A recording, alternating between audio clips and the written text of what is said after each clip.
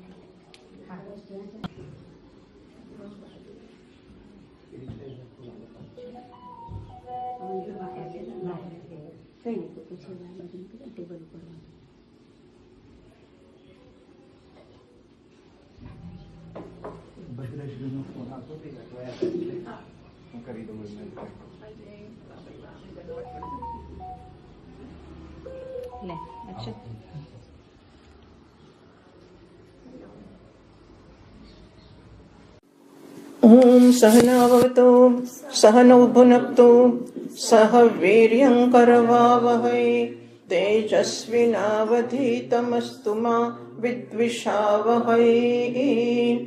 ओम शांति शांति शांति।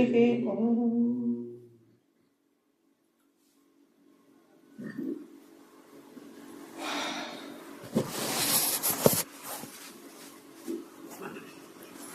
એક મોટું પ્રશ્નપત્ર કાઢીને આપવામાં આવ્યું છે મને. કિરીટ જતા ને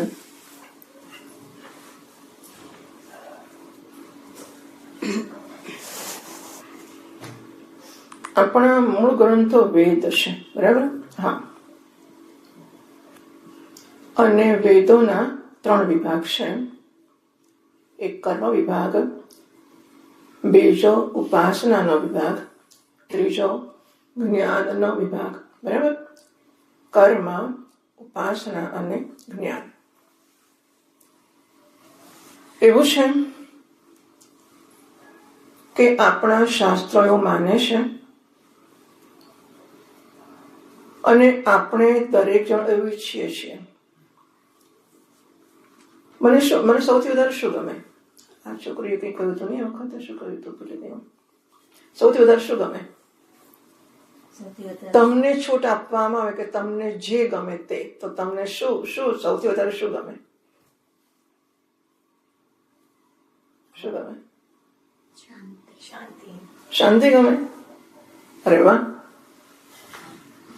શાંતિરામ પડી રહેવાનું. એવું શાંતિ એટલે શું?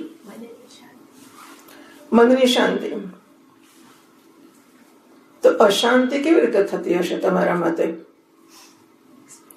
આનંદ ના હોય ત્યાં આનંદ ભક્તિ બે. ચાલો, એનીવે એટલે વાત એવી છે કે શાસ્ત્રો એવી ઘોષણા કરે છે અને મને એવું ગમે પણ છે કે શાંતિ હોય, પ્રસન્નતા હોય, સ્વતંત્રતા હોય અને એ કોઈ પણ પ્રકારની લાચારી વગરની હોય. બને તો મહેનત એ વગર મફત મળે તો સૌથી વધારે ગમે, નહીં? માણસ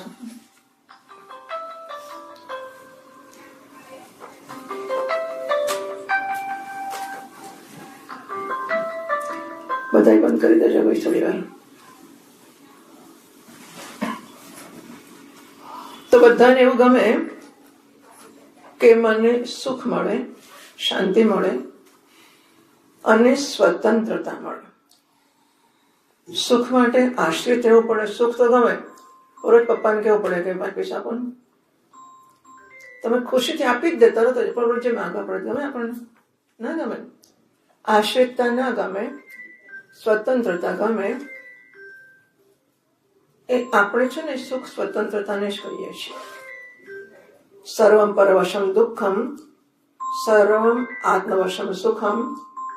મનુ મહારાજ કહે છે કે પરવશતા એ જ દુઃખ છે અને સ્વવશતા કે સ્વતંત્રતા એ જ સુખ છે.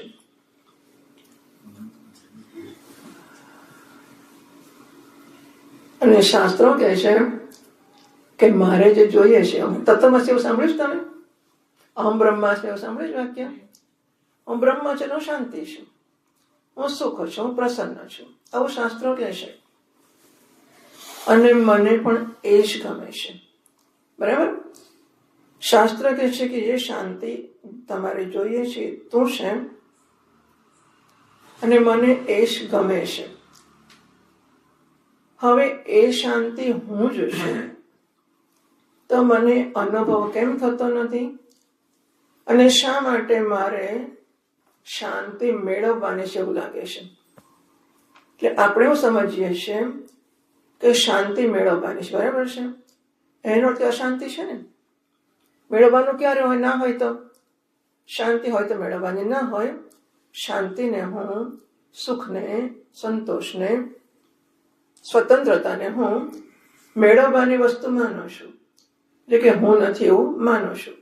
તો હવે જો શાસ્ત્ર કહે છે કે સુખ હું જ હોઉં તો મેળવવાની જરૂર કેમ પડવી જોઈએ?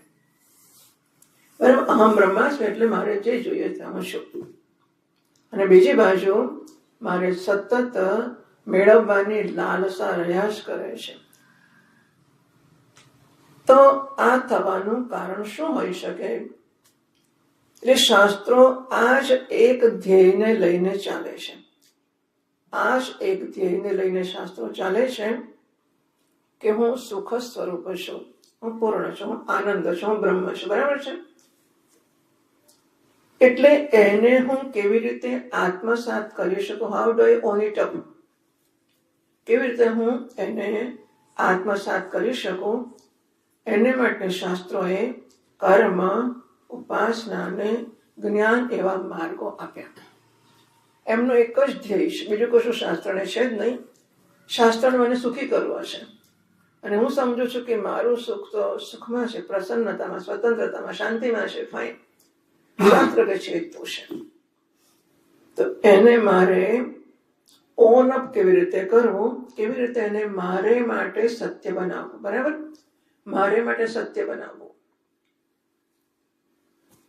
તો હવે હું જ્યારે માનું છું કે સુખ પૈસામાં છે, સુખ પરિવારમાં છે, લગ્નમાં છે, પત્નીમાં છે, સંતાનમાં છે, સત્તામાં છે, પ્રતિષ્ઠામાં છે, ક્યાંક તો છે ને સુખ.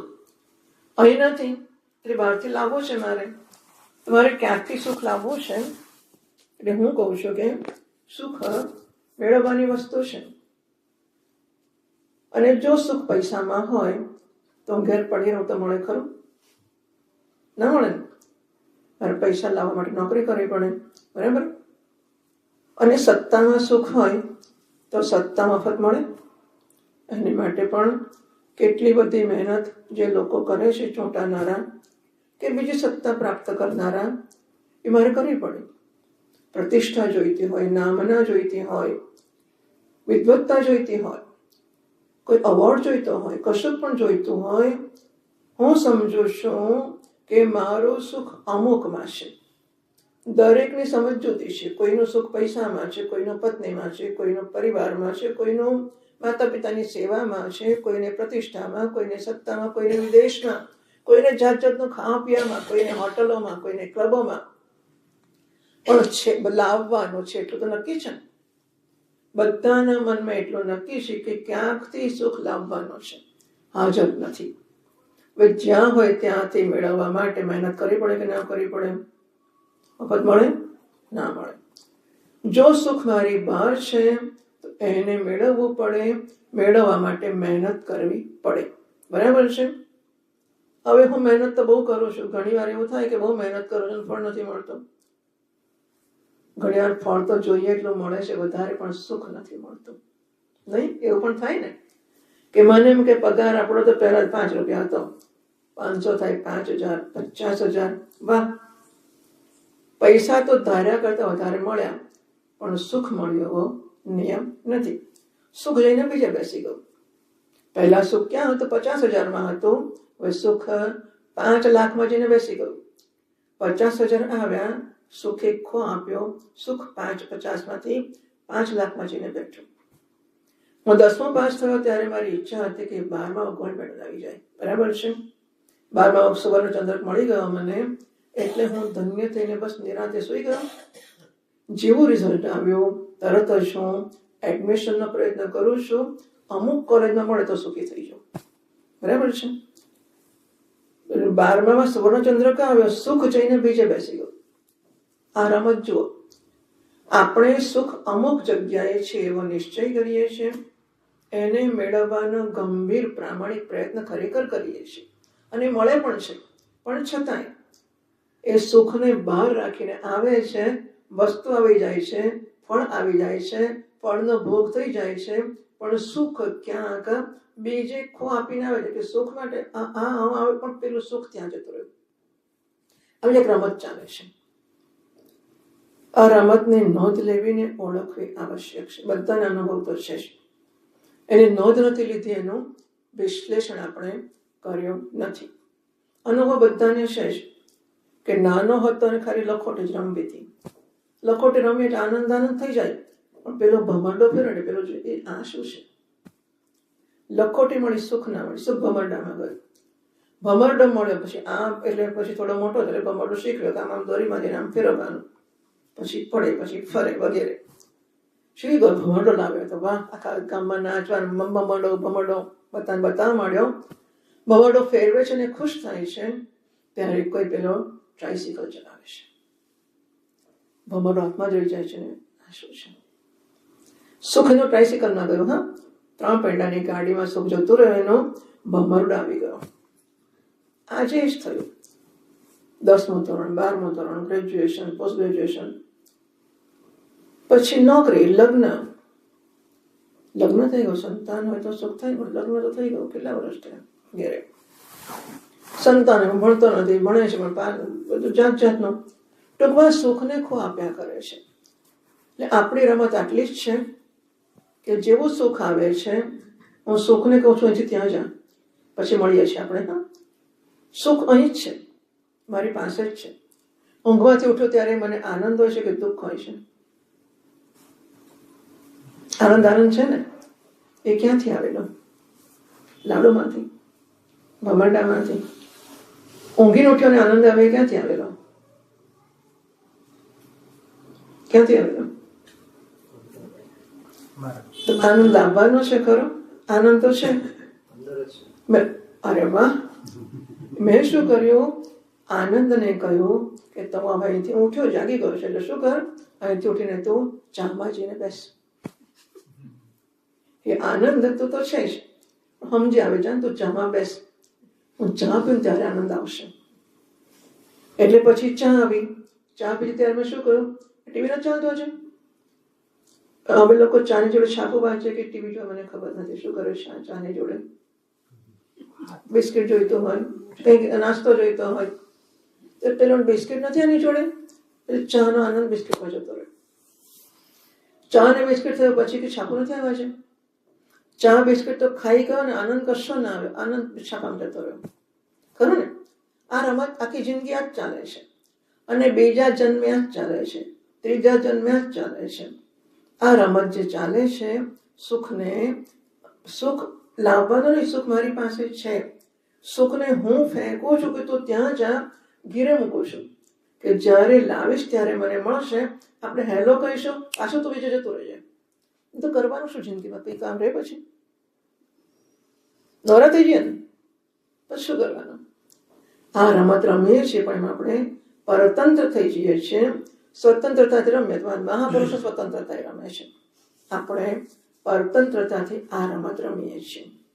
સ્વતંત્ર થઈ જઈએ જ્યારે, અને જ્યારે સુખને બહારથી લાવવાની જરૂર ના પડે, અને એના વગર હું જે છું તે પ્રસન્ન કે આનંદ છું, હું જેવો છું તેવો મને ગમું છું, હું સ્વીકાર્ય છું, I love my self as I am, એને મોક્ષ કહેવામાં આવે છે. બરાબર? મોક્ષ એટલે જન્મ મરણથી મુક્તિ. કારણ કે જન્મ અને મરણમાં આ જન્મ અને મરણ વચ્ચેના સમયમાં શું કરવાનું?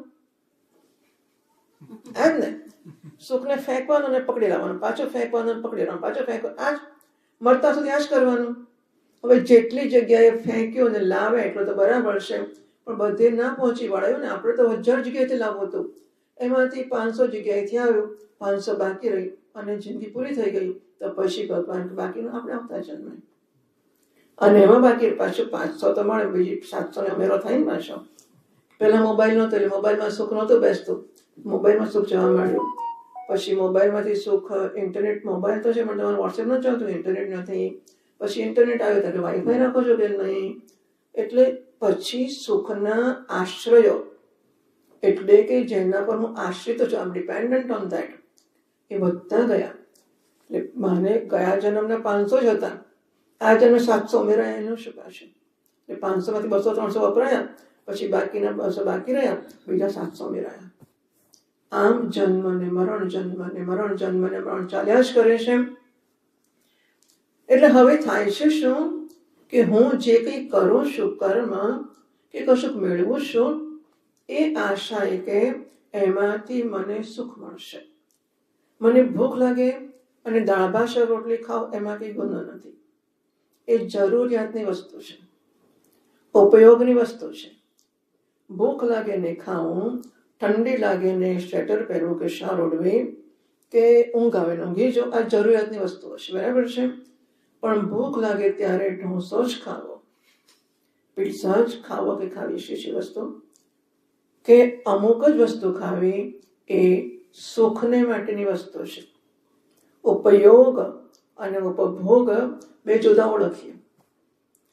ઉપયોગ ઇટ્સ એ માય નીડ, એ મારી જરૂરિયાત છે, મારી જરૂર છે. સાડી અમુક જ, અને અમુક સાડી જોડે 5-25 સ્વેટર રાખવા પડે. હા, અમુક સાડી જોડે અમુક સ્વેટર, લાલ કલર ભૂરું પહેરાતો હશે એ બીજું સ્વેટર નથી, મારી ઘરે એક સ્વેટર છે, ના ચાલે, ભેગા લઈ આવું 25 સ્વેટર. એટલે મારે તો સાડી જોડે સ્વેટર બદલાવવું પડે, આવું ના ચાલે. સાડી શરીર ઢાંકવાની કે ઠંડીથી રક્ષણ કરવાની વસ્તુ નથી. શેની વસ્તુ છે? વટ પાડવાની વસ્તુ છે, સુખી થવાની વસ્તુ છે, બરાબર. હું તો ખાલી કહું છું જે છે તે, કે સાડી મારે માટે એ ઉપયોગની વસ્તુ નથી રહેતી, ઉપભોગની માટે. હું જીવું છે એમ કે ક્યાં કરે, ખાના તો ખાવું તો પડે ને, ભગવાને પેટ આગળ ખાવાની પણ ના કહે છે, લાડવા જ ખાવા પડે એવું થોડું છે. તમારે શું શું ખાતા હશે લોકો? ઊંધિયું જ ખાવું, પિઝા ખાવું પડે, ઊંધિયું ખાવું પડે, જલેબી ખાવી પડે. કોઈ એ ખાઈએ તો જ પેટ ભરાય? અરે પેટ ભરને કે લીએ મોટી ચને ચબાકર પાણી પી લો, પેટ ભર જાएगा. અરે બરફી ખાઓ તો भी પેટ ભરેगा. ઉપયોગ અને ઉપભોગની વચ્ચેનો અંતર સમજીએ. ઉપયોગની વસ્તુને ઉપયોગી જ રાખીએ તો સંસાર પૂરો થઈ ગયો. મહાત્મા કે ખાતા નથી, બધા બધું જ કરે છે. આનંદને માટે આપણે આશ્રિત પરતંત્ર થઈ જઈએ છીએ. પછી એ મને નચવે છે અને હું નાચું છું. આઈસ્ક્રીમ ખાવો હોય તો તમારે ત્યાં જવું પડશે, અમુક જગ્યાએ મળે છે, આટલે દૂર હોય છે, તો આ તો બહુ દૂર છે, ત્યાં તો બહુ દૂર આવ્યું નેચર. તો મારે તો નેચરનો જ ખાવો, તેમાં શું ખાવો જ છે, તો હું ત્યાં જઈશ અને ખાઈશ, બરાબર છે. કેવો એને આઈસ્ક્રીમ નચવા મને, બરાબર. अब मैं नाचो बहुत गोपाल કામ ક્રોધો કપેર, આ ગાય છે. તો હું નાચો છે ને માટે કામ ક્રોધનો અંગરખો પહેર્યો, મેં કંઠ વિષય રસમાલ, ગળામાં વિષય રસની માળા પહેરી અને હું નાચ્યો. નાચ્યો એટલે શું? એ વસ્તુઓએ એમને મેળવવા માટે એમની પાછળ મને ફેરવ્યો. ઘરમાં સુખ હતું, ભૂખ ખાવાનું પૂરતું હતું, આજે ખાવાનું નથી, બહુ છે ખાવાનું, તો આઈસ્ક્રીમ ખાવ છે, પેલો જ ખાવો છે. એ ભૂખ માટે નથી, ભોગ માટે છે, બરાબર છે. હવે આ જે ભૂખ અને ભોગનું અંતર છે ને, એ મને સમજાવવું જોઈએ. અને એવું માનો છો કે સમજાશે હવે ભોગ માટે ભૂખ માટે જીવવા માંડીશું? થશે એવું કે નહીં થાય? નહીં થાય, બરાબર છે. ત્યાં કર્મ કામ કરે છે. શાસ્ત્ર જે કર્મયોગ શબ્દ છે, ભક્તિ યોગ શબ્દ છે, જ્ઞાન યોગ શબ્દ છે. યોગનો અર્થ છે જોડે તે, બરાબર છે. એટલે મારું કર્મ મને ભગવાન સાથે જોડનારું થાય. ભગવાન એટલે શું હશે? હે, શંખ ચક્ર ગદા પદ્મ એટલે ભગવાન? ભગવાન એટલે શું? ભગવાન એટલે શું? અષ્ટભુજા એટલે ભગવાન. તમે ભગવાન કોને કહેશો? કોને ભગવાન કહી? ધીમંતભાઈ અને આનું નામ ચેતનાબેન. સરસ, આવડી ગયું. તો કોને ભગવાન કહીએ આપણે? ભગવાન મળે તો ગમે? ગમે એટલે શું મળે? શંકર ચક્ર ગદા પદ્મ મળે એ ગમે? શું ગમે? ભગવાન મળે તો ગમે એવું આપણે માનીએ છીએ. ભગવાન શું? ભગવાન એટલે શું? અમુક આકાર? તો અમુક કોણ છે નિરાકાર વાળું? તમે કહો નિરાકાર. તો નિરાકાર તો મળ્યો છે કે નહીં તમને શી ખબર? નિરાકાર નથી મળ્યો તમે કેવી રીતે કરી શકો? તો મેળવવો છે ને, તમે કહો છો ને ભગવાન મળે તો ગમે એમ. તો કે ભગવાન મળે તો ગમે એવું તો હમણાં કહ્યું મને. તો આપણને ખબર પડવી છે ને કે ભગવાન કોને કહેવાય. કારણ કે જો ભગવાન હોય તો નહીં ભગવાન, પેલો ભગવાન. ભગવાનની વ્યાખ્યા દરેક નહીં કે ભગવાન કોને કહેવાય. તો ભગવાન આવે અને બંદૂક લઈને આવે, શંકર ચક્ર ગદા બદલે એક બંદૂક રાખે, ચલો ધન મારી નાખીશ. ગમે ભગવાન કે ના ગમે? ભગવાન કહું દુકાળ પાડી દઈશ, ગમે કે ના ગમે? ભગવાન કહું કોરોના મોકલી આપીશ, ગમે કે ના ગમે? તો મને ભગવાન ગમે છે ખરો? કહેવાય કે ભગવાન ગમે છે? શું ગમે છે? ભગવાનના નામે શું ગમે છે? હાજી, એ વેદાંતની વાત નહીં કરવાની. વેદાંતની વાત જ નહીં આપણે આ લોકોની જોડે વાત કરવાની. સામાન્ય તમે બોલશો જ નહીં. સામાન્ય માણસની ભાષામાં વાત કરીએ આપણે કે આપણે ભગવાન ભગવાન ભગવાન મળે. ભગવાન ભગવાન એટલે શું મળે? ભગવાન એટલે શું મળે? શું ગમે આપણને? જો અને સુખ તો મળે, પણ સુખ હું જેને સુખ કહું છું એ સુખ મળવું જોઈએ. બરાબર છે? તો ભગવાનમાં રસ છે કે સુખમાં રસ છે? સમજાય છે?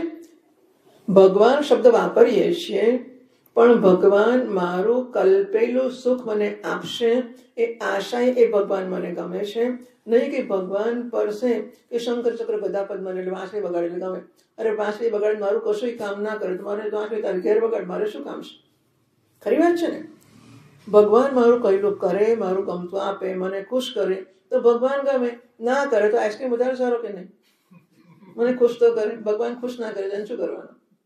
આઈસ્ક્રીમ ના ખવાય, ડુંગળી લસણ ના ખવાય, અને પીઝા તો નામ જ ના લેવાય, અને બજારનો તો વાત જ ના થાય એની. ભગવાન આવી કચ કચ કચ કચ કરે અને બહુ કડક સૂચના આપ કરે તો એના કરતા આઈસ્ક્રીમ સારો નહીં, મફત સુખ આપે. ખરું ને? ભગવાનના નામે રસ આપણો સુખમાં જ છે. એટલે ભગવાનને પણ સમજ. પછી અગેન આપણી વ્યાખ્યા એવી છે કે ભગવાન શંખ ચક્ર ગદા પદ્મ એટલે સુખ. એ તો જરાક દર્શન કરો પછી વાત કરીએ. ચાલો ટૂંકમાં કર્મ શેને માટે છે? કર્મ મારે તો સુખ, મને ફળ એટલે પૈસા મળે, સત્તા મળે, બધું મળે, પણ સુખ ના મળે તો મને એકેય વસ્તુમાં રસ નથી. એ ભગવાન હોય તોય નહીં, સત્તા હોય તોય નહીં, પ્રતિષ્ઠા હોય તોય નહીં, કે પૈસા ગમે તે વસ્તુ હોય, પૈસાની પાછળ પેલા પકડનારા આવી જાય તો લોકો પૈસાને ફેંકી જતા હોય છે. એટલે આપણો રસ સુખમાં ને સુખમાં જે સારી પેટે નક્કી કરીને સમજી લઈએ. બરાબર છે? અને એ સુખ માટે બે જે હોય તો મહેનત કરીશું તો મળશે, મફત નહીં મળે. એટલે કર્મ કરવું પડશે. કર્મ એને માટે કરીશ કે કર્મ કરીશ તો મને આટલા બધા પૈસા મળશે તો હું સુખી થઈશ. હવે જો હું મને ફળ મળે, એને કર્મનું ફળ કહેવાય ને, રિઝલ્ટ ઓફ એક્શન. હું કર્મ કરું, અમુક ફળ મળે, એ ભોગવું ને આનંદ આવે, પછી હું સિક્કો મારું કે હા આ કર્મ માતાજીને બોલાવે ને ત્યારે 56 ભોગ બને છે. એટલે માતાજીને બોલે છાના મને બેસી જવાનું, 56 ભોગ મળશે. એક સિક્કો મારું છું ને કે ક્યારે મળશે? માતાજી આવે ત્યારે 56 ભોગ મળે, મજા પડી જાય આપણને. એટલે આપણે રાહ જોઈશું કે સુખી ક્યારે થવાનું? માતાજી આવે, 56 ભોગ બનીને માતાજીને ખવડાવીને મોકલી દે. આપણને ના ખવડાવે શું પાછું? કે માતાજીને ખવડાવવામાં રસ નથી, આપણને ખવડાવે એમાં રસ છે ને. આપણને તો 56 ભોગ આપણને મળે તો કર્મ કરો અને ફળ મળે અને આનંદ આવે. પછી સિક્કો મજા પડી, માટે હું ફરીથી કરું, ફરી કર્મ કરું, ફરી ફળ મળે, ફરી ભોગો, અને ફરી આનંદ થઈ ગયો, ફરી સિક્કો મારું. વાહ, આ કરવા જેવું છે, આ કરવા જેવું છે, અને પેલું કરવા જેવું નથી. આ ના ગમે. આવી હોટલમાં લઈ આવે, કેવી કેવી શું ભંગાર કહેતા શું કહેતા હશે, આમ નકામી હોટલ છે, આવું ખાવાનું આપે તો જો ટ્રીટમેન્ટ કેવી કરે છે, કેવું સર્વ કરે. છી, આવી ગંદી. અહીં તો જવાય જ ના. આ તો કરવું જ, આ તો નાશ કરવો, અહીં તો જવું જ, અહીં તો ના જવું. આ વસ્તુ આપણામાં ગમો અને અણગમો, લાઈક અને ડિસલાઈક, રાગ અને દ્વેષ જેને કહે છે એ જન્માવે છે. અને એ ગમા અને અણગમા, હું બને એટલા સામાન્ય શબ્દો વાપરું છું, ટેકનિકલ નથી વાપરવા માંગતી. આ ગમા અને અણગમા છે એ આપણે એને પૂરા એટલે એને ગમો એટલે આ જોઈએ જ, અણગમો આ ના જ જોઈએ. જોઈતું મેળવવાના, ના ગમતાને ટાળવાના પ્રયત્નો કર્યા જ કરું છું. અને પૂરી થઈ જિંદગી ત્યારે પાછા કેટલા બધા બાકી રહી ગયા ગમા અને અણગમા, એના માટે નવો જન્મ લઉં છું. બરાબર છે? તો હવે અને મારે કર્મ તો કરવું જ પડે, કારણ કે બહારથી મેળવવું છે. જ્યાં સુધી કર્મ ફળ માટે જ કરીશ ત્યાં સુધી હું સિક્કા માર્યા જ કરીશ, અને ત્યાં સુધી હું નવા જન્મની વ્યવસ્થા કર્યા જ કરીશ. તમારે શું કરવું પડે? કર્મ છોડવાનું મારા હાથમાં નથી. બેસાડી રાખે તમને શાંતિ, બસ પરમ શાંતિ છે. બેસાડો, પરમ શાંતિ, કશું નહીં. હું કેમ ઉઠ્યા તમે? ના જરા આંટો મારો, જરા જો તો બગીચામાં ફૂલ થયો કે નહીં, પણ તમને શાંતિ જ છે. શાંતિ છોડીને ફૂલ જોવા કેમ જવું છે? પરમ શાંતિ. બેસી રહો. થોડીક વાર ઘડિયાળ, કેમ ઘડિયાળ જુઓ છો? ના, ખાલી કેટલા વાગે, પણ શું કામ છે? પરમ શાંતિ જ છે. પરમ શાંતિ બેસી રહેશે માણસ, એવું લાગે છે? પરમ શાંતિ શું લેવા નોકરી કરે? બેસને પણ ઘરમાં શાંતિ જ છે ને. બધા ઘરના લોકો કહે છે જરાય જરૂર નથી બેન, તું કશું ના કર, તું રે ઘરમાં શાંતિથી. તો આ ભગવાને આપ્યું છે, ભોગવો તમે. હોતું છે નોકરીમાં શાંતિ, ઘરમાં શાંતિ. બરાબર છે? ટૂંકમાં, જ્યાં સુધી હું કર્મ કરીને ફળ મેળવીને સિક્કો મારીને સુખી થવા માંગીશ ત્યાં સુધી આ ચેઇન તૂટશે નહીં. કઈ ચેઇન? કર્મ, કર્મનું ફળ, ફળનો ભોગ, ભોગ પછી રાગ અને દ્વેષ, અને એમાંથી નવા કર્મની તૈયારી. આ ચાલ્યા જ કરશે. તો મારે કર્મને, કર્મફળની આ શૃંખલાને તોડવી છે. ત્યાં કર્મયોગ આવે છે કે હું કર્મ કર્યા વગર રહેવાતો નથી. શાસ્ત્ર કહે છે માટે કરવાની જરૂર નથી, અને હું રહી શકતો જ નથી. એક ક્ષણ પણ માણસ નવરો ના બેસી શકે. બેઠા બેઠા આમ કંઈક કર્યા જ કરે. બેઠા અહીં બોલવું જોવું, ક્યાં જ અત્યારે માતાજી બોલે ક્યાં જોવાનું? અહીં જોવાનું. આમ જોવે, થોડી ખંજવાળે, બેસને શાંતિ. શું કરું? બસ ના બેસી શકે માણસ. તો કર્મ તો કરવાનો જ છે, અને જે કર્મ કરશે એ ફળને કારણે બાંધશે, નવા જન્મ મેળવ્યા કરશે. માટે મારા એક્સાઇટમેન્ટ, મારામાં જે રજસ કે પ્રવૃત્તિ છે એની અભિવ્યક્તિ માટે કર્મ કરું, અને ફળ માટે ના કરું. નારાયણ તો ખુશ થાય, મારું જ જોઈતું ફળ. બરાબર? કર્મયોગ એટલે કર્મ મારે ઈશ્વરની આરાધનાનું સાધન બને. ભગવાન, હું મારા રાગ દ્વેષ અર્પણ કરું છું, તું ખુશ થા. વિષ્ણવે નમઃ, વશક્તારાય નમઃ, હું ભગવાનની અર્ચના કરું છું. એને માટે કે હું જે કંઈ કર્મ, યદ્યત કર્મ કરોમિ તત્તદ અખિલમ શંભો તવ આરાધનમ. હું જે કર્મ કરું છું નારાયણ, એ તારી આરાધના માટે છે, ફળ માટે નથી. તો શું? કર્મ કર્યા વગર છૂટકો નથી, પણ કર્મ ફળ માટે જ કરું તો નવા જન્મો ચાલ્યા જ કરે છે. તો હું કર્મ એવી રીતે કરું કે એ ફળમાં મારો રસ નથી. ભગવાન, ફળ તું લઈ જા.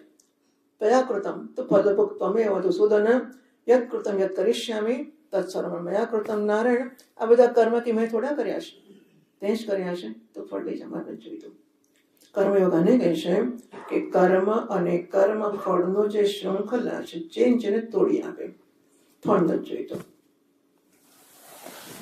પછી કર્મમાં આનંદ આવી ગયો, હું તો હવે કરીશ જ.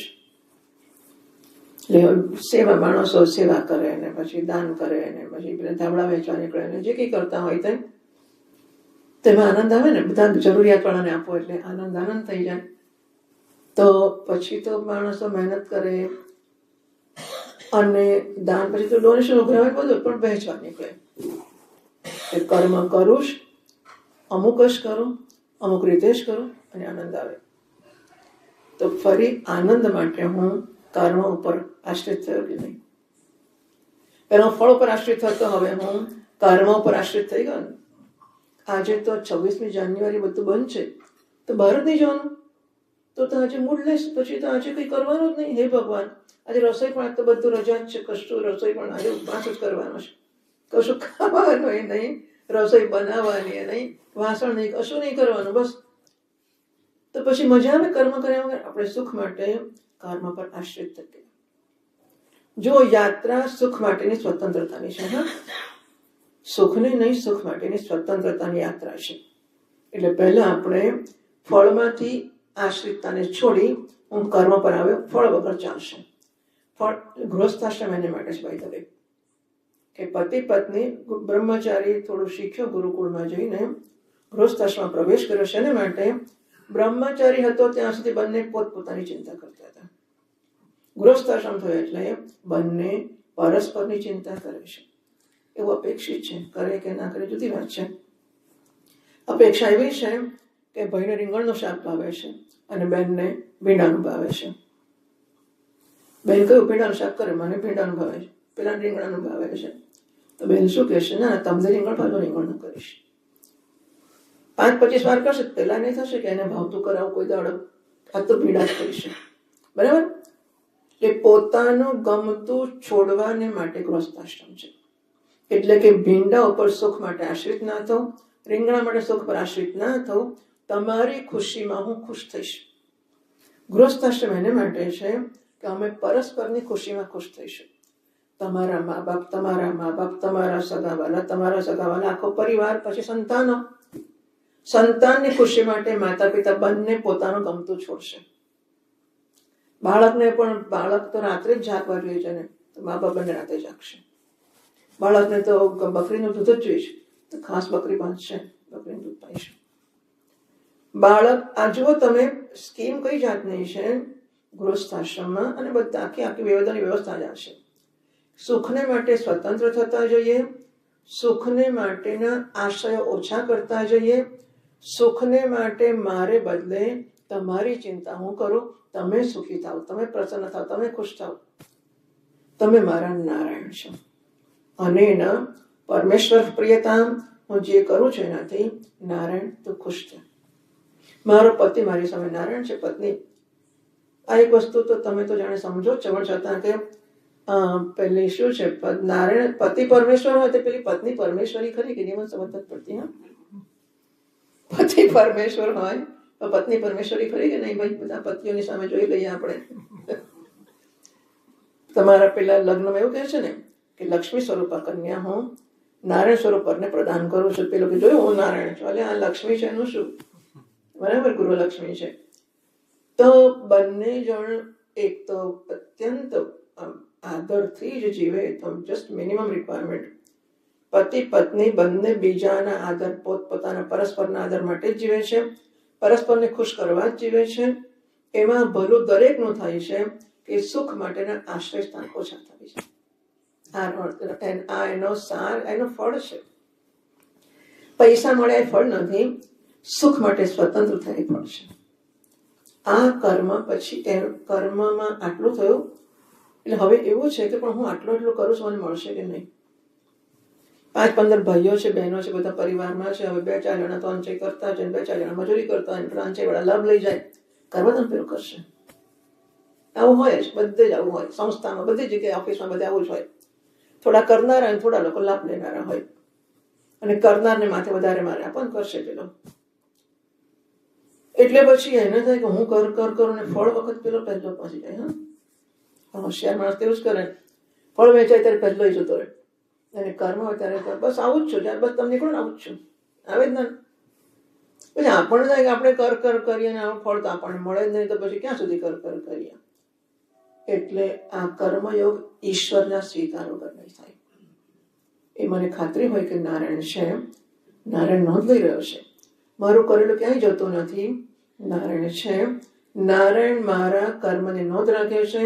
કર્મનો સિદ્ધાંત એવો છે કે કર્મના ઇક્વલ પ્રપોર્શનમાં ફળ મળે જ. કર્મ મેં જે કર્યું, જેવું કર્યું, જેટલી ભાવનાથી કર્યું એ પ્રકારનું ફળ મળવાનું જ છે. મારે માગવાની શી જરૂર છે?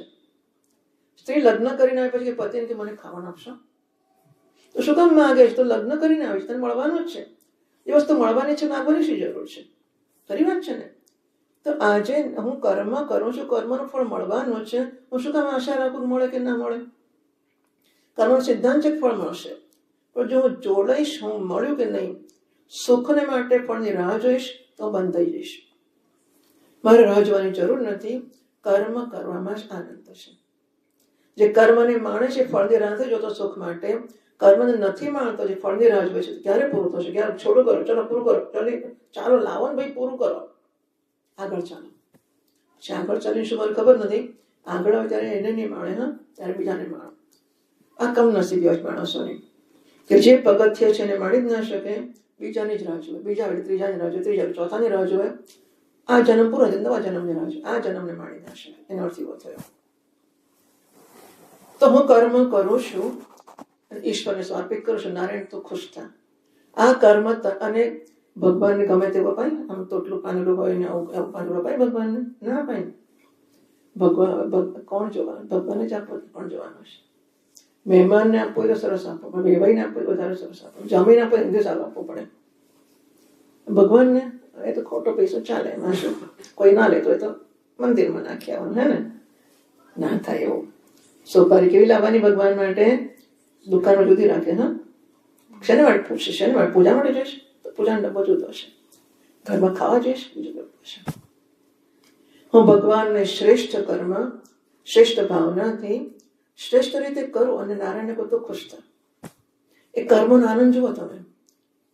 નાનું છોકરું કે પપ્પા ચોકલેટ લઈ આવ, બેટા લઈ આવજો, એમ નાસ્તો લઈ આવીને ખુશ ખુશ, એને કશું નથી જોઈતું, હે ને? બાળકને કંઈ જોઈતું નથી. કર્મ કરીએ, નારાયણને સોંપીએ, ખુશ થઈએ. એટલે નારાયણ એટલે ઈશ્વર ભગવાન જે કહો તે, એના સ્વીકાર વગર કર્મયોગ થશે નહીં. મને ખાતરી છે કે ઈશ્વર છે, એ કર્મની નોંધ રાખનાર છે, કર્માધ્યક્ષ છે, કર્મફળદાતા, કર્મના ફળને આપનારો, જસ્ટ એ ન્યાયપૂર્વક આપનારો છે, અંચય વાળો નથી. જોડે જોડે પક્ષપાત કરે ખરો, ફેવર કરે થોડી, હા. હું ભક્તિ કરું, રોજ હેલો કહું તો પછી ફેર તો પડે જ ને.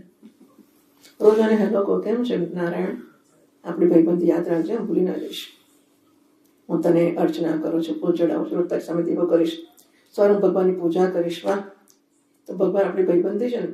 તમે રોજ બોલાવતા ના હોય ને પછી જરૂર પડે તો બોલાવવાનો સંકોચ થાય ને, રોજ બોલાવતા વાંધો ના આવે.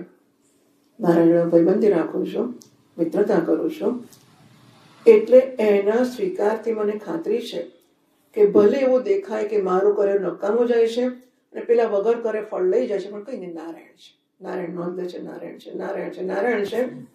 આ કર્મયોગ થયો.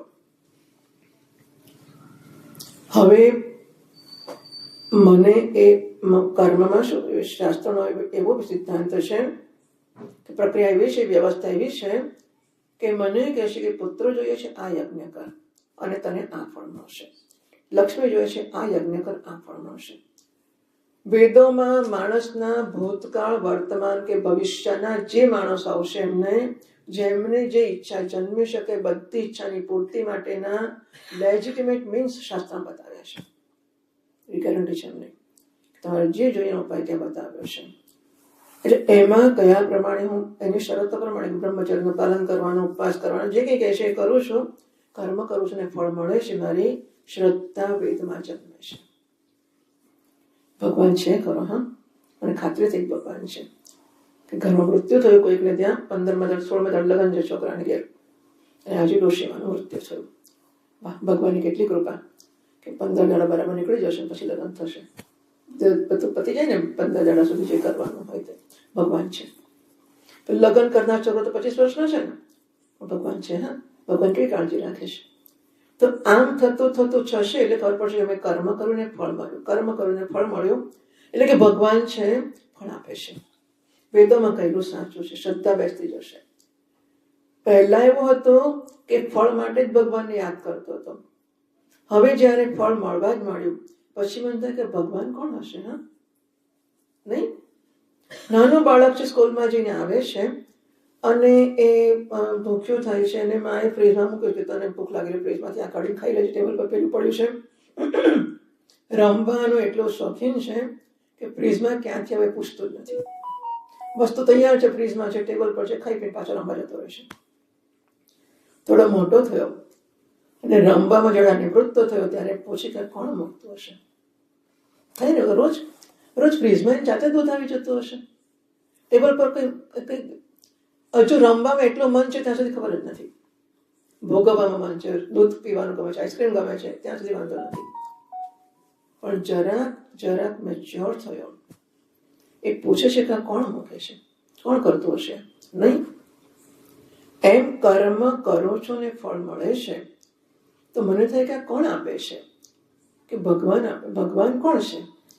એ ભગવાન એટલે શું, ક્યાં હોય, કેવો હોય?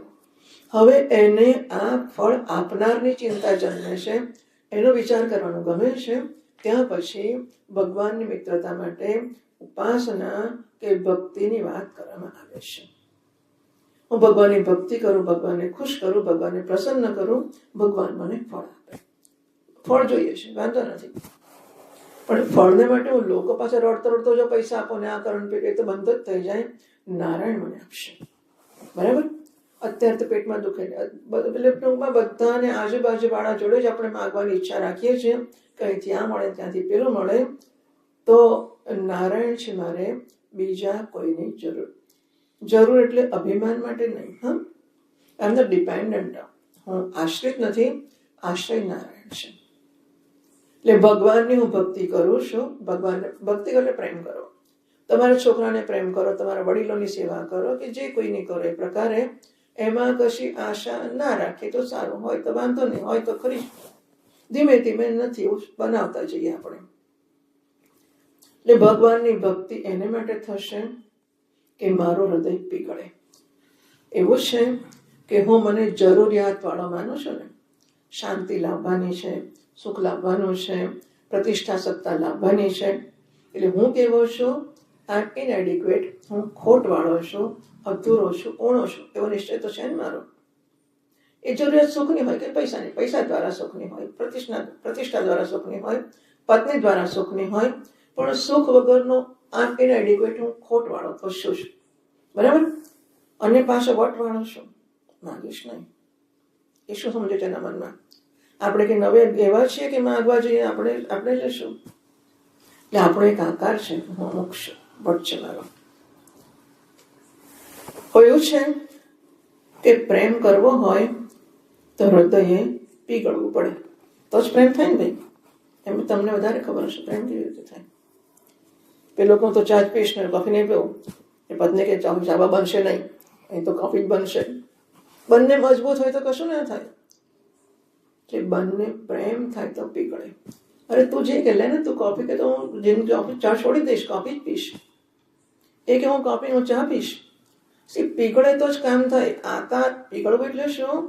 અંદર અહંકારનો ને આગ્રહનો મજબૂત આકાર છે. આમ જ અને આમ નહીં.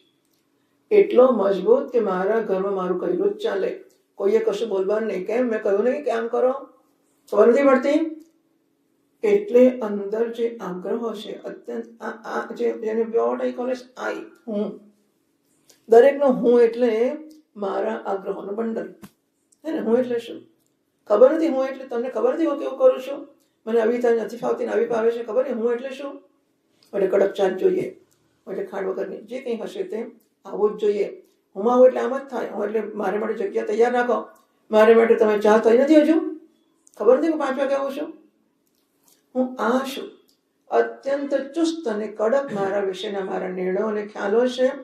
હું એટલે આ. એમાં હું લેશ માત્ર ફેરફાર કરવા તૈયાર નથી. આ ઇનએડિક્વેટ અહંકાર છે, જે જીવ છે, જે જરૂરિયાત વાળો છે. કોઈને પ્રેમ કેવી રીતે કરે? એને પીગળવું પડે. પીગળવા માટે નારાયણની આરાધના કરીએ, પૂજા કરીએ. અને પેલો કર્મયોગ કહ્યો ને, નારાયણ તો ખુશ થાય તો ચાકર રહેશો, બાગ લગાશો, નિતોટે દર્શન પાસો, વૃંદાવન કી કુંજ ગલી મેં તેરી લગાશો. મને ચાકર રાખો જી. પ્રેમ ક્યારે થાય? સાહેબથી થાય. ચાકર થઈને પ્રેમ થાય. હું ચાકર રહીશ, બદલામાં આટલો પગાર આપવો પડશે. દર્શન હું આવું એટલે આમ ટકટક કરીશ તો બહાર નીકળવાનું દર્શન આપવા. નીત ઉઠી તમે જ્યારે બહાર નીકળશો ત્યારે દર્શન કરીશું.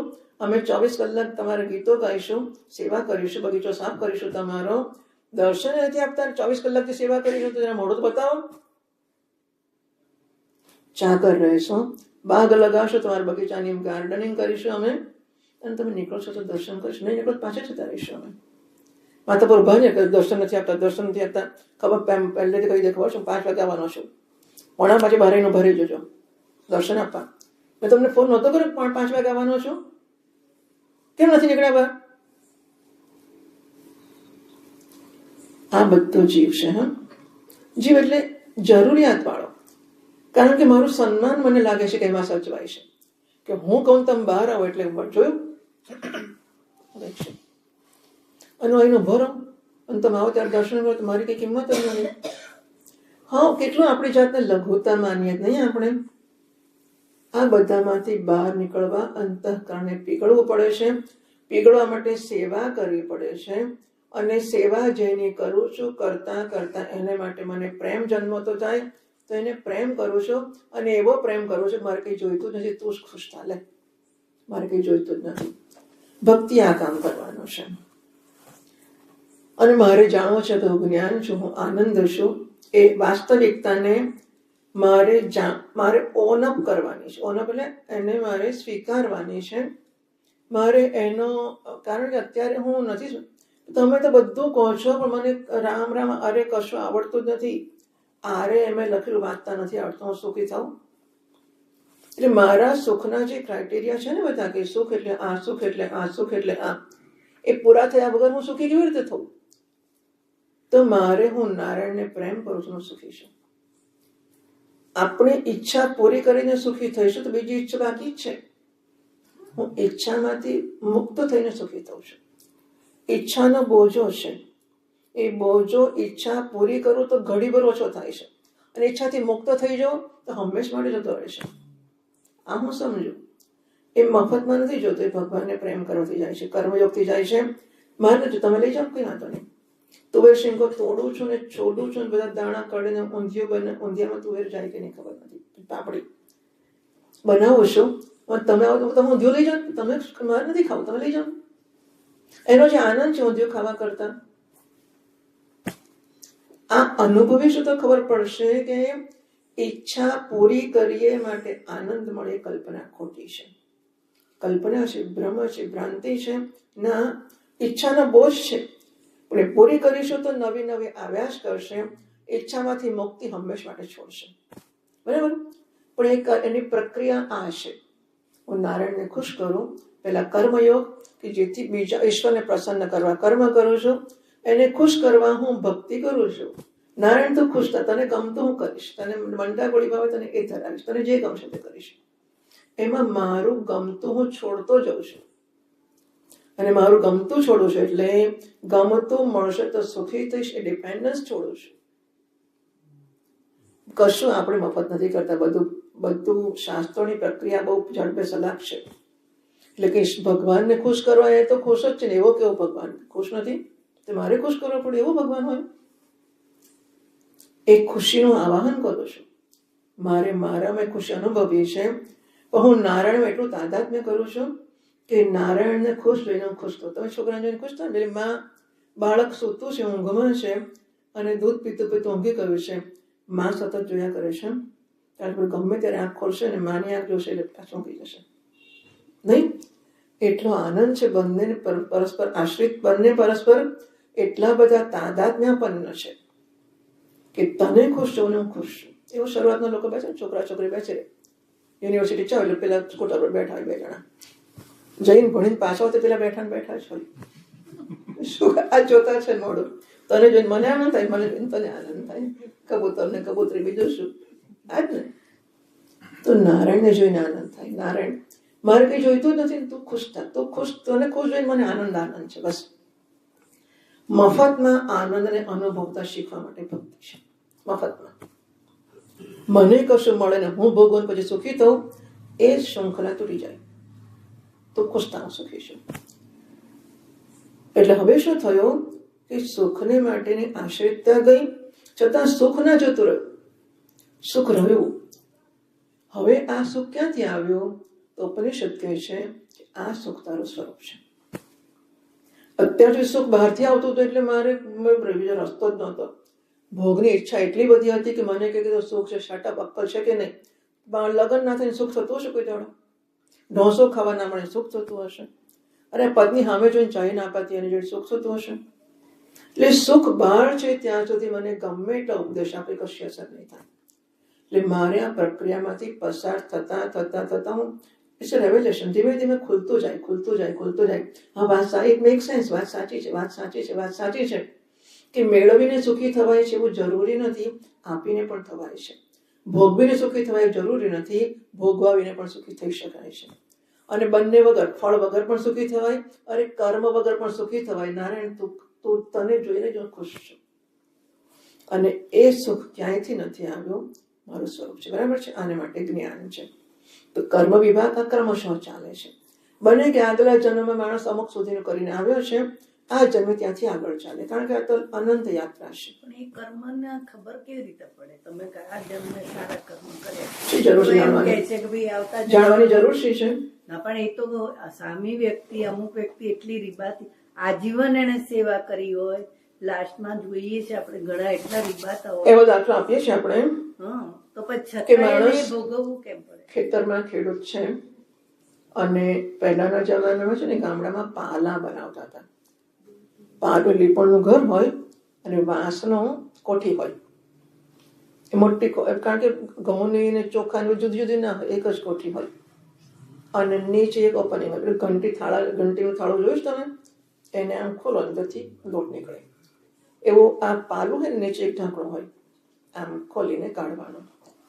હવે ચોખા, ડાંગર આવે, ડાંગર નાખી, બરાબર છે? ખાસી બહુ બધી આવતી હોય ને ખેતરમાંથી, તો પછી એને જુવાર આવે એટલે જુવાર નાખી, પછી ઘઉં આવે એટલે ઘઉં નાખ્યા. અત્યારે ઘઉં નાખે છે તો નીચેથી ખોલશે તો શું નીકળશે? પહેલા એને ડાંગર નાખી છે, પછી જુવાર નાખી છે, પછી ઘઉં નાખે છે, ઉપર મકઈ નાખે છે. મકઈ દાખલો દેખાય છે, નીચે ખોલશે ત્યારે મકઈ નીકળશે. શું નીકળશે? જે પહેલું નાખ્યું હોય એમ તો મકઈ જતી રહેશે, નકામી જશે? ના, એ ધીરે ધીરે ઉતરે ને. એમ ધીરે ધીરે ઉતરે. બરાબર? કર્મ જે કર્યા છે ધીરે ધીરે ઉતરશે, વાર આવશે ત્યારે આવશે. પણ એનો અનુભવ એટલે જોઈએ એમ. એ શ્રદ્ધા રાખવી પડે, બીજો રસ્તો નથી. આ દાખલાથી સમજાવીએ છીએ કે કરેલું કર્મ નકામું નહીં જ જાય. નારાયણ કોઈ દાડો, કોઈ આપણે પેલું ગુજરાતી એવું કે ભાઈ દેર હે એવું દેર નહીં હે ને એવું બધું. તો કર્મનો સિદ્ધાંત છે, કર્મનું ફળ મળે છે. આમ તાળી પણ અવાજ આવે છે, એમાં કોઈએ કશું કરવાની જરૂર જ નથી. કર્મ કરો એટલે ફળ મળે જ, અને કર્મને અનુરૂપ જ મળે. સારું કરનારને ખોટું ના મળે, ખોટું કરનારને સારું ના મળે. અત્યારે હું આંબા વાવું છું અને મારા ઘરમાં કાંટા જ વાગે છે, કારણ કે પહેલા બાવળા વાવેલા. આંબો મોટો થશે પછી કેરી આવશે. આંબો વાવું છું, પેલા ઉગી ગયા બાવળિયા એનું શું? અત્યારે તો કાંટા જ ખાવા પડે ને. એ વાત સાચી છે કે એવું લાગે કે દુઃખ દુઃખ દુઃખ છે. હવે આપણે ગયા જન્મે કંઈક લેણદેણ હશે એની જોડે. પેલો ધારો કે આ તો ડાહી દીકરી છે, પણ સાસવો કે જે કંઈ સંબંધ, પતિ પત્ની કે કોઈ સંબંધ છે, કે આ છોકરી આવી છે, ઘણી વાર પોતાની દીકરી કંઈક જાત જાતની હોય છે. આવું કેવું, આવી મારી છોકરી છે અને મારા માતા પર આવું કરે છે ને આમ છે ને તેમ. વાત સાચી છે. આપણને શી ખબર કે પૂર્વજોને મેં એને હેરાન કરી છે કે નહીં? આપણને ક્યાં ખબર છે? બને કે ઘણા બધા સંબંધથી સંતાનો આવતા હોય છે. કોઈક માંગતા આવ્યા હોય, કોઈ આપવા આવ્યા હોય, કોઈ બધું અનેક પ્રકારથી શત્રુ પણ દીકરો થઈને આવી શકે છે. શત્રુ આવે તો આવે ત્યારથી માગ જ કરે. માંદો જન્મે ને માંદો એને હોસ્પિટલના ખર્ચા કરાવ્યા જ કરે. 5 વર્ષ ખર્ચા કરીને 6 વર્ષે મરી જાય. શું કરું તમે? આપણે શ્રદ્ધા જ રાખવી રહી કે કર્મ અને કર્મ ફળનો સિદ્ધાંત તો સ્પષ્ટ સાચો જ છે. અત્યારે માણસ સારા કર્મ કરે છે છતાં દુઃખ ભોગવે છે, તો પહેલાના કરેલા પાપ કર્મના દુઃખ અત્યારે ભોગવે છે. અત્યારના કરેલા સારા કર્મના ફળ સમય આવશે ત્યારે ભોગવશે. બીજો રસ્તો નથી. હા, હું એ જ કહું છું કે એનું શું રીઝન શું કે એટલે આજે આ તમે કહ્યું, આ કારણ કહ્યું ને મેં? કે આવતા જન્મે તમારે મેં કારણ કહ્યું એ સમજાયું કે નહીં? હા, એ તો પડી? સમજાયું બસ છે. એવું આ જ છે. નથી તો રડો પછી. આ સિદ્ધાંત ના ના પણ ના જ ચાલે. આવું તો ના જ થવું જોઈએ તો રડો માથું પડી. બીજો રસ્તો નથી. આમાં શ્રદ્ધા રહેશે, હિંમત રહેશે અને સાચી વાત છે. આપણે જોઈએ છીએ, કેટલી વાર જોયું છે કે આપણને કારણ વગર સુખ મળ્યું. નાનપણથી આવા સરસ બંગલો મળ્યો, આવા સરસ ડાયા છોકરા મળ્યા. એ કેમ મળ્યા? તમે શું કર્યું હતું કે આવા સરસ છોકરા મળ્યા? શું કર્યું હતું? આ જન્મમાં શું કર્યું હતું? છોકરા ડાયા મળ્યા? કર્યું હતું કઈ?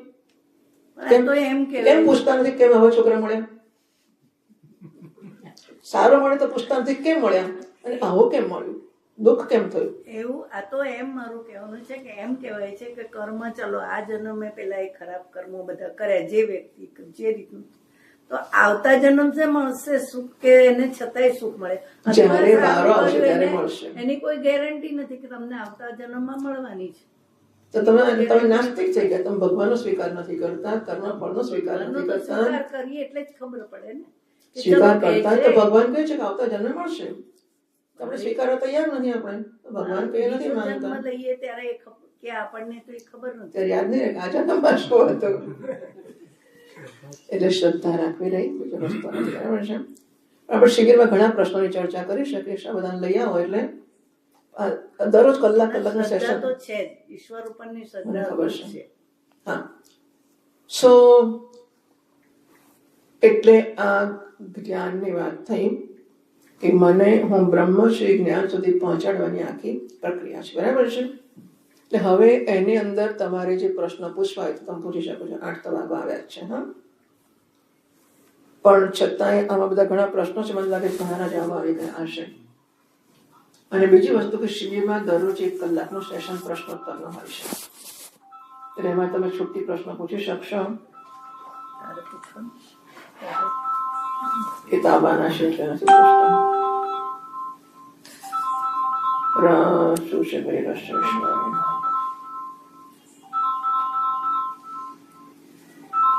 એક માતાજી એવું હતું કે નિષ્ઠાપૂર્વક અને નિષ્કામ કર્મ કર્યું હોય ખાલી તો એનાથી મોક્ષ પ્રાપ્તિ થઈ શકે કેમ? કારણ કે ફક્ત જે કર્મ કે હું કર્મમાં જ માનું છું એવું કહેનાર પણ વ્યક્તિ હોય છે. તો એના માટે ક્રમ વૃત્તિ જે આપણે કહીએ છીએ એ કશું નહીં થાય.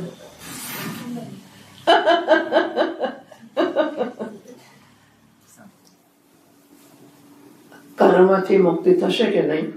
જુઓ, જે પ્રકારનો પ્રશ્ન હોય એ પ્રકારનો કહેવાય. બરાબર છે. તો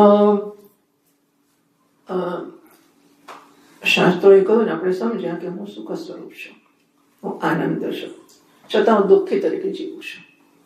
સુખને માટે ફાંફા મારું એટલે દુઃખી તરીકે જીવું છું. એનું કારણ શું છે કે મને ખબર નથી કે હું કોણ છું.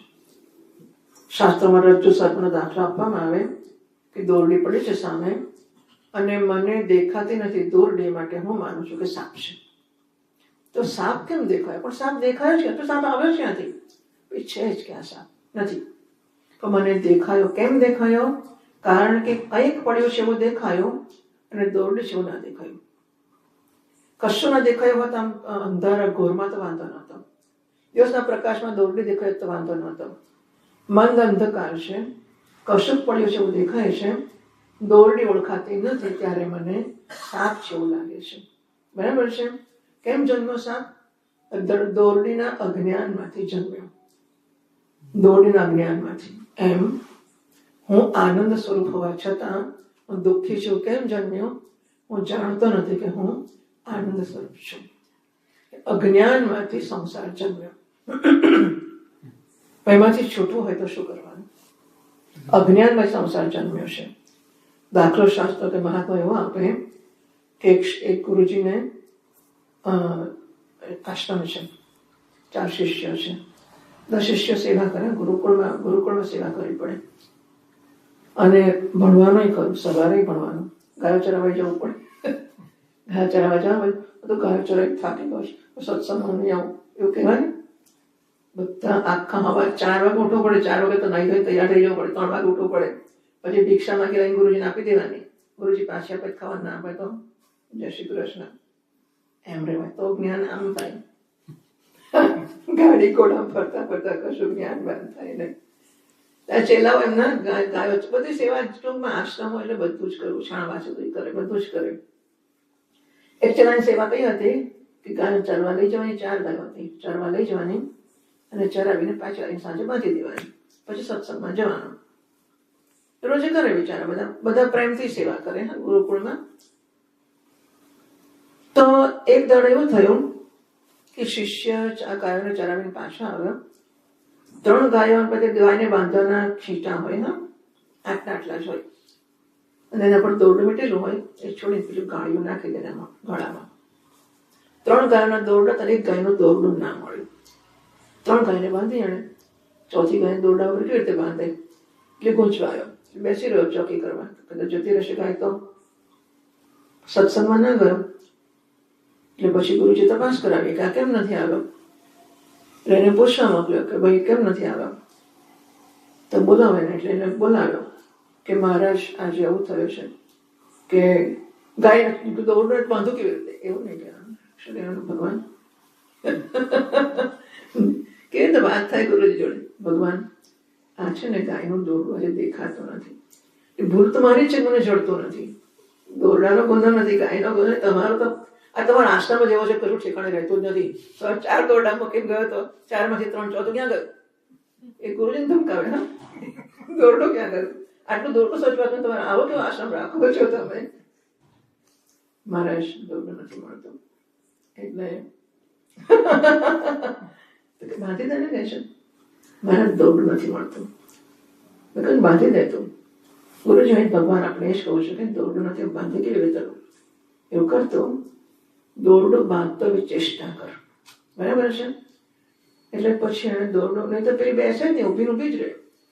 પણ પાછો ગયો એને, ગુરુજી સિદ્ધ પુરુષ હતા, એટલે કે ગુરુજી મંત્ર બોલશે, હું કઈ કરતો છે જ નહીં, એમને તો કઈ ઊભી રહેતી હશે, હું દોરડા હું કરીશ ને, બાંધીશ ને, ગુરુજી મંત્ર બોલશે, ગાય બંધી બેસી જશે. બેસી ગઈ ગાય. પછી આખી રાત બિચારો ઊંઘે નહીં, એમ તો ગાયની સેવા એટલે જતી એવું ના કે જતી રહી, હું શું કરું, જતી રહી. અત્યારના ચેલા એટલે તમે શું સમજો છો બાબુ, ના મળે તો ના મળે, હું શું કરું, જતી રહે, ગાય છે તો ગાય તો જતી જ રહે, બીજું શું કરે. એવું ના થાય મહારાજ. એટલે બિચારો આખી રાત ચોકી કરવા ઉભો રહ્યો, કારણ કે એના ખબર છે છુટ્ટી છે, એટલે એ ચોકી કરે છે. પછી સવાર પડી, એ બધી ગાયોને તો એને દોરડા છોડીને ઉઠાડી, બધી ઊભી થઈ, દોરડું છોડ્યું તેમ તેમ.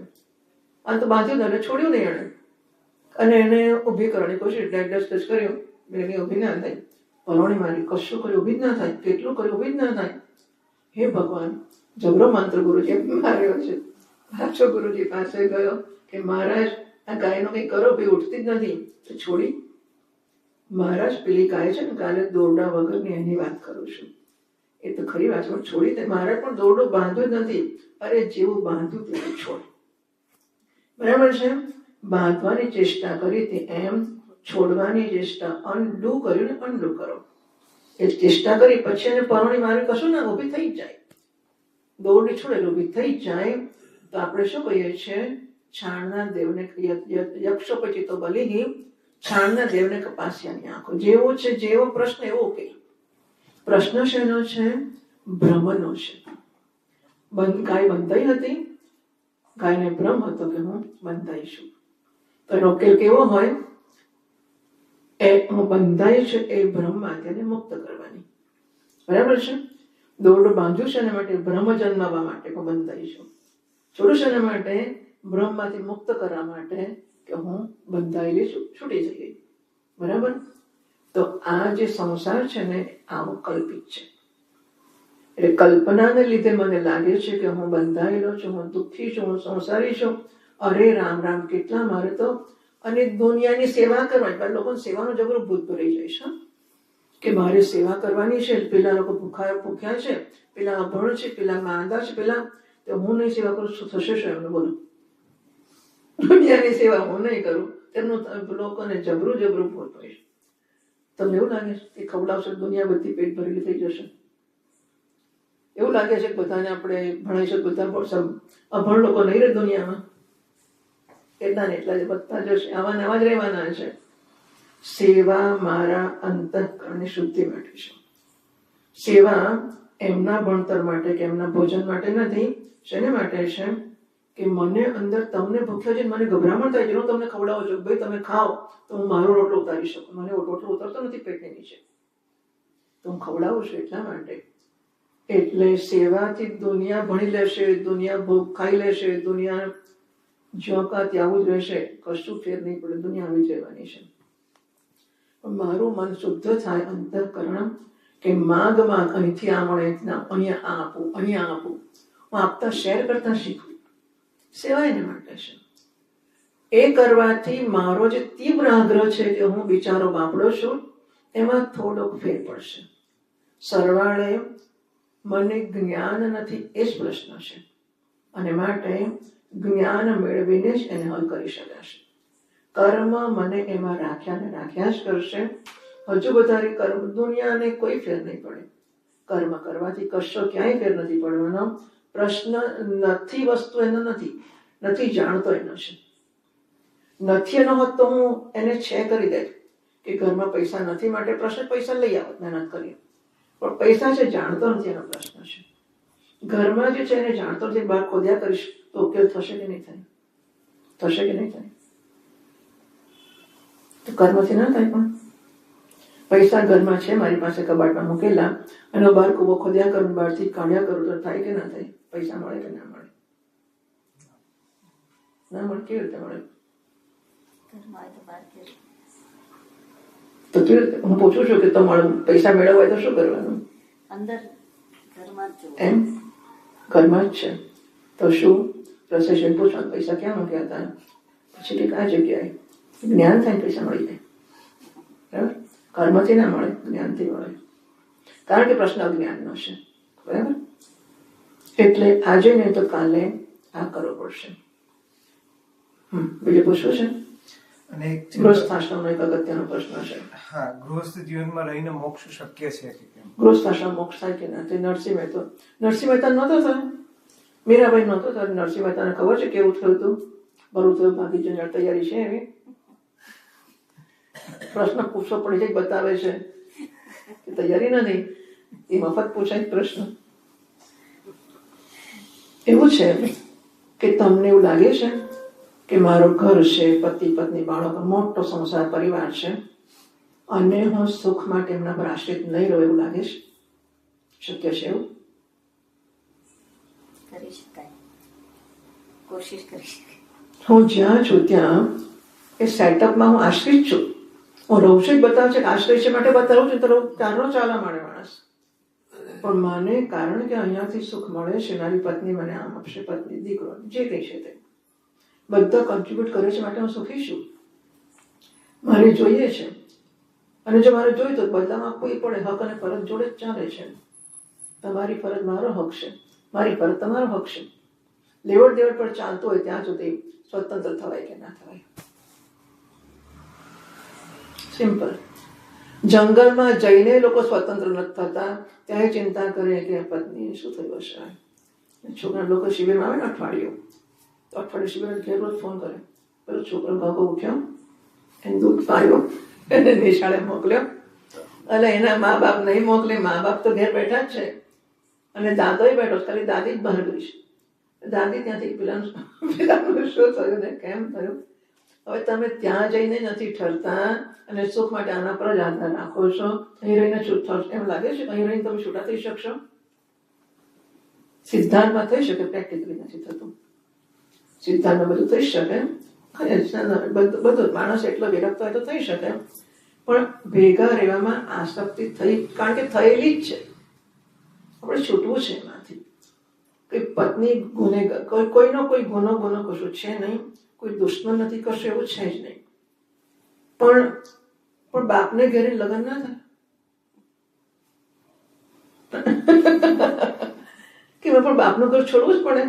લગ્નનો સુખ જોઈએ તો મારે લગ્ન તો કરવું છે, લગ્નનો સુખ જોઈએ, પણ બાપને ઘેરે ના, બાપનું ઘર છોડવું નથી.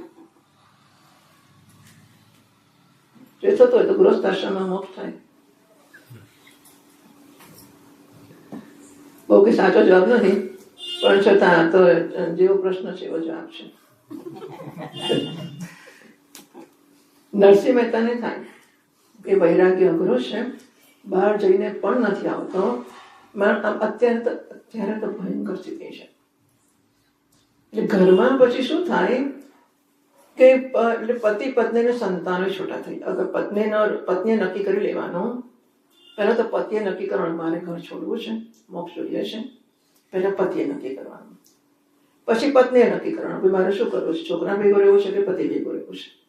ત્યાં જઈશું તો સેવા તો થોડી ભેગા રહે એટલે મારી સેવા કરવી પડે. એમાં પતિદેવનો અધિકાર છે સેવા મેળવવાનો. એટલે પત્ની દેવી તૈયાર જ હોય, તમને આ પણ પેલું આપું. એટલે એ પણ એક મોટી મુશ્કેલી તો પડી જવાની.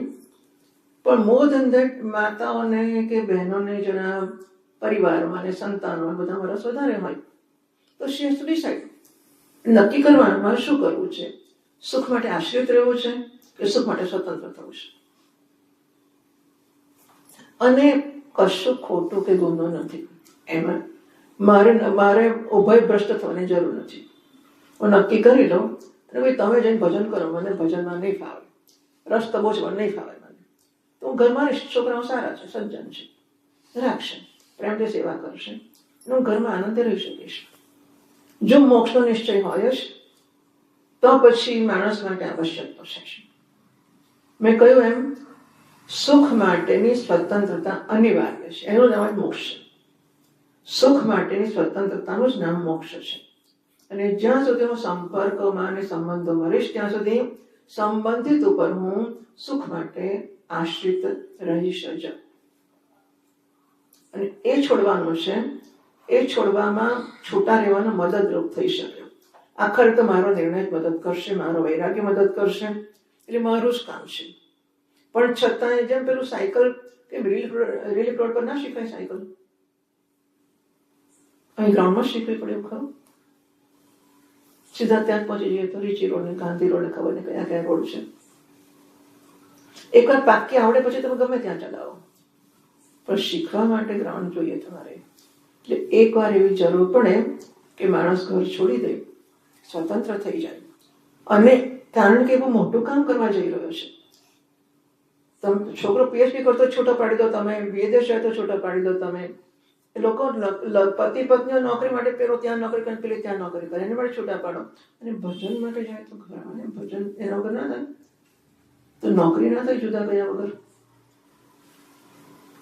જે નોકરી માટે છૂટા પડી શકાય અને બધી વસ્તુ બધા માટે તો પછી વિદેશ, એકને વિદેશ જવું છે ને એકને ન જવું તો કે તું જવા નથી આવું, આવા લોકોનું જાણું છું. તો ભગવાનને માટે શું ના થાય? બહાર કે છે બરાબર છે. સો વેલ, કોઈના ઘરમાં કંકાસ કે ક્લેશ કરવાનો આપણો ઈરાદો નથી. આપણે સિદ્ધાંતની વાત કરીએ છીએ, સિદ્ધાંત સ્પષ્ટ છે. અને આખરે બધાને છે માણસના જીવનની શ્રેષ્ઠતા કે અજોડતા, યુનિકનેસ, અપૂર્વતા કઈ છે કે મોક્ષ પ્રાપ્ત કરી શકે છે. કીડી મંકોડા ગાય ઘોડા ગધેડા કરી શકે છે. તો હું માણસ છું, રોજ ધ્યાન કરું કે માણસ છું. શેની માટે માણસ જન્મ્યો છે? મોક્ષ માટે. માણસ મોક્ષ માટે જન્મ્યો છે. ભાગવતનો શ્લોક છે, સૃષ્ટા પુરાણી વિવિધાની અજયા આત્મશક્ત્યા. ભગવાને અનેક શરીરો બનાવ્યા. વૃક્ષાન, સરીસૃપ, ખગાન, દંશ, મત્સ્યાન, તો વૃક્ષો ને પછી સરીસૃપ એટલે રેપ્ટાઇલ્સ, પેલા પેટે ચાલનારા સાપ વગેરે, અને વૃક્ષો સર્જ્યા, મત્સ્ય માછલા જળચર પ્રાણીઓ સર્જ્યા, બધા અનેક સર્જ્યા, 84 લાખ સર્જ્યા. બધાને જોઈને ધૂણાવે કે આ બરાબર નહીં, આ બરાબર નહીં, આ બરાબર નહીં, એને મજા ના આવી. પછી પુરુષમ વિધાય, એને પુરુષ સર્જ્યો, માણસ સર્જ્યો, અને એનામાં બ્રહ્મનું દર્શન કરવાની શક્તિ એને જોઈ કે વાહ, આ માણસનું સર્જન છે અને એ બ્રહ્મ જ્ઞાન પ્રાપ્ત કરીને મુક્ત થઈ શકે છે. મુમુત, એ પ્રસન્ન થઈ ગયો, આનંદ થઈ ગયો. વાહ, 84 લાખમાં છેલ્લું માણસનું સર્જન કર્યું ને પછી એને હાથ ધોઈ કાઢ્યા, સર્જનની જરૂર નથી. જો આ ના હોત તો જો સર્જન ચાલ્યું હોત. 84 લાખે કેમ અટક્યું? એટલા માટે કે માણસનું સર્જન થયો અને બ્રહ્માવલોકધિષણમ મુદમાપદેવઃ, બ્રહ્મનું દર્શન કરવાની બુદ્ધિ એનામાં છે. એ જોયું ભગવાને, ભગવાન ખુશ થઈ ગયો, બસ મારું કામ પૂરું થઈ ગયું. તો માણસ એને માટે છે કે બ્રહ્મનું દર્શન એટલે આત્મ સાક્ષાત્કાર કરે, મોક્ષ પ્રાપ્ત કરે. અને સ્ત્રીઓનો અધિકાર નથી એવું નથી, પણ ઈચ્છા તો જોઈએ છે. તો લગ્ન કરવાનો અધિકાર બધી સ્ત્રીઓનો છે, બધા પુરુષોનો છે. પેલા લગ્ન કરવું જ ન હોય તો અધિકારનો કે લાભ ખરો? શું કરો તમે? મોક્ષ માટે જ જન્મ્યા છો, લગ્ન કરવા માટે જ જન્મ્યા છો. સંસાર ચાલુ રહે, દુનિયા ભગવાન બધું. મારી ઈચ્છા તો થવી જોઈએ ને. તમે છે ને લગ્ન કરો, બધી 5-15 બહેનો બધી લગ્ન કરે, બધી પેલી લગ્ન કરી, પેલી તને કોણ ના કરે? માર નથી કરવું, પણ પેલી કેમ કરે છે? માણસ જાત આવી હોય છે કે મારે મોક્ષ નથી જોઈએ તો મારે ઘર ન છોડ, તું કેમ છોડે છે?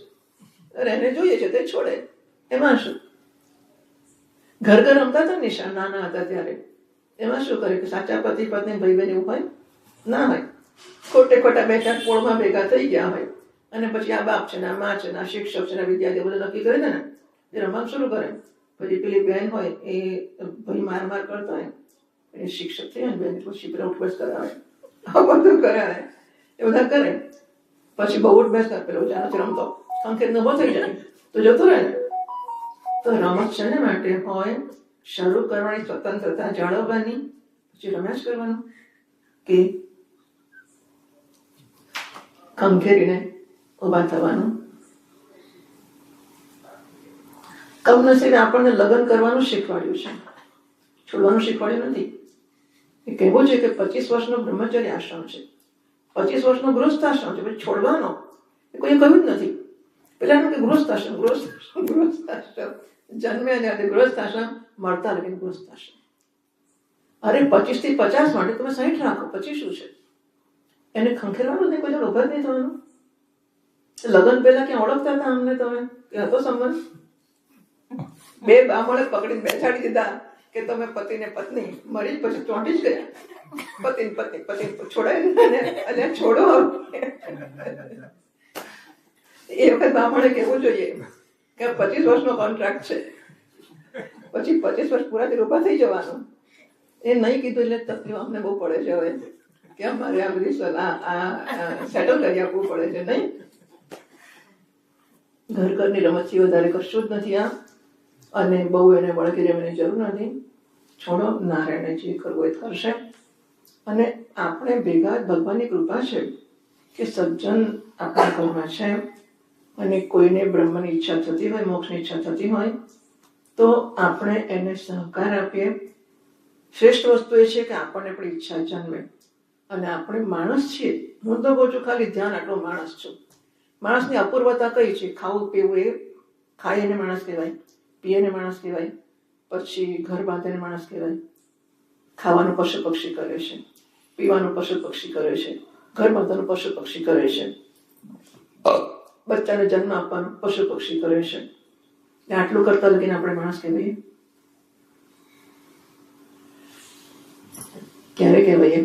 મોક્ષની સાધના કરી તો માણસ કહેવાય. થવું છે માણસ? આકારથી કે માણસ નથી થવાતું, મોક્ષની સાધનાથી થવાય છે. એટલે આ તમે ભણેલા ગણેલા લોકો અત્યારના ને ઇમોશનલ તો કશું થાય જ નહીં.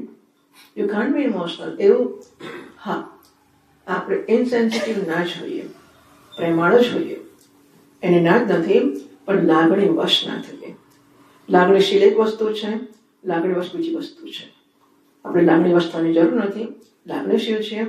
આઈ એપ્રિશિએટ. તમારા મનમાં શુભેચ્છા જન્મે છે તો હું કદર કરું છું અને હું કહું છું કે હું તમને ટેકો આપું છું, તમે ભજન કરો. બરાબર છે ને? એટલે થાય ના થાય થતું હોય બતાવો, કરીને બતાવવાનું. અમે તો ફળમાં રસ છે, મોક્ષમાં રસ છે, ગૃહસ્થ આશ્રમ થાય, ગૃહસ્થ આશ્રમમાં ના કહીએ છીએ. બરાબર? એક છેલ્લો છે ખાલી એમાં એમનો જ ખાસ પ્રશ્ન હતો કે આત્મા અજન્મ ને અમર્ત્ય છે તો પછી પૃથ્વી પર વસ્તીનો વધારો થયા છે કરે છે એને કેવી રીતે સમજાવવું? એટલે તમે ક્યાં ગણતરી કરી વધારો થાય છે? શી ખબર તમને વધારો થાય છે? 50 વર્ષ, 100 વર્ષ, 200, 500 વર્ષ પહેલા કેટલા હતા? મા બાપ 2 મરે, તેના 2 છોકરા જોઈ શકતા હતા. 2 મરે 2 છોકરા થયા તો સરખું જ રહ્યું. એટલે એમનો પ્રશ્ન એ છે આત્મા અને રિલેટેડ છે કે તો પછી આત્મા અને સંખ્યા વધી છે, વાત તો કેન્સલ થઈ ગઈ. હા, એનો જવાબ સ્પીસીસ બદલાયા કરે છે. સંખ્યા તો મનુષ્યની વધી, સંખ્યા જીવોની સરખી જ રહે છે એવું કહે છે. ખાલી કન્વર્ઝન આમાંથી આમાં થોડા કીડા મકોડા ઓછા થાય, ચકલા વધે ચકલા ઓછા થાય, કબૂતર વધે કબૂતર, માણસ એવું કહે છે કે આ બધામાં કેવું ફેર નથી પડતો. આત્મા જન્મ તો નથી મળતો નથી. અરીસામાં પ્રતિબિંબો પડતા હોય તો એક માણસના 500 પ્રતિબિંબ પડતા હોય તો કે જેના મારા પ્રતિબિંબ છે તો હું જન્મે મર્યો નથી, પ્રતિબિંબ જન્મે મર્યું છે. મારે શું? આત્માને કશું નથી. આત્મા એક છે, આત્મા અનેક નથી, એક જ છે. એકેય નથી, કશું નથી. બરાબર છે. એટલે આ બધા શબ્દો આપણે વાપરીએ છીએ કે અજન્મા છે, નામ છે ને એવું બધું, પણ એ તો આપણે આને જન્મ્યો કહીએ છીએ ને, માટે આ આત્મા નથી એવું કહેવા માટે કહ્યું કે આત્માને જન્મ નથી. આત્મા જન્મ માટે અવેલેબલ જ નથી, ઉપલબ્ધ જ નથી.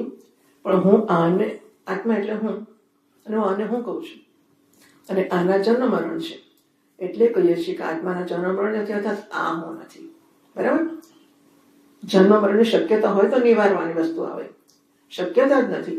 પણ કારણ કે હું આને આત્મા કહું છું અને આ જન્મે છે ને મરે છે, માટે કહીએ છીએ કે આત્માને જન્મ મરણ નથી, એટલે કે આ હું નથી. હવે આ હું ના હોય, આ પણ શરીર નથી, આ પણ શરીર નથી, આ પણ શરીર નથી, તો પછી આનું જે તત્વ છે, આનું જે તત્વ છે એ જુદું કેવી રીતે થશે? 5 ઘડા છે, એક લાલ છે, એક પીળો છે, એક કાળો છે, એક નાનો છે, એક મોટો છે. 5 ઘડા અંદર અંદર મારામારી કરે છે કે હું જન્મ્યો અને હું મર્યો, અને બધું 5 ઘડા માટી છે. માટીનું જન્મ અને મરણ છે. દાખલાની માટીની ઘડાના કિસ્સામાં માટીનો જન્મ મરણ નથી. આપણે ઘડો કહેનારને માટી ઓળખાવવી છે એટલે કહીએ છીએ કે જન્મે મરે એ ઘડો છે, માટી જે ના જન્મે મરે ને એ આત્મા છે ઘડાનો. બરાબર. આત્માને જન્મ મરણ નથી, આત્માની ગણતરી નથી, આત્મા અનેક નથી, એકેય નથી. એકમાત્ર અસ્તિત્વ, ધેટ ઇઝ સત. શાસ્ત્રોમાં એને ભગવાન કો, નારાયણ કો, અસ્તિત્વ કો, સત કો, ચૈતન્ય કો, નામ રૂપો કો અસ્તિત્વ ચૈતન્ય, એ જેનું સ્વરૂપ છે. કોઈ જન્મ મરણ ની બધી વસ્તુઓ નથી હોતી.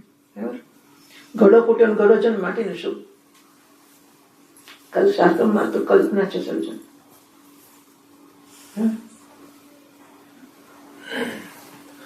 ઓમ શાંતિ શાંતિ શાંતિ. હરિ ઓમ. શ્રી ગુરુભ્યો નમઃ. હરિ ઓમ.